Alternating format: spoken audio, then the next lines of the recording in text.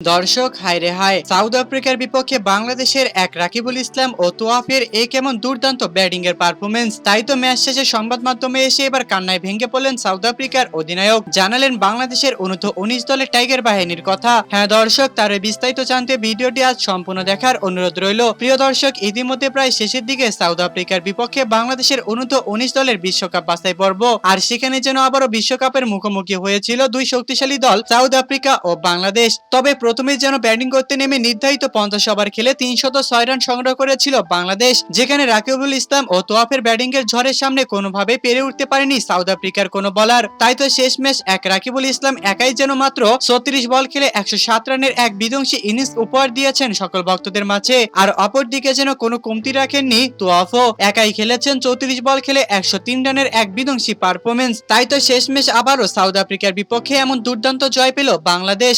তো দর্শক, সাউথ আফ্রিকার বিপক্ষে বাংলাদেশের এমন দুর্দান্ত জয় আপনাদের কাছে কেমন লেগেছে তা অবশ্যই আমাদেরকে কমেন্ট করে জানাতে একদমই ভুলবেন না। ধন্যবাদ।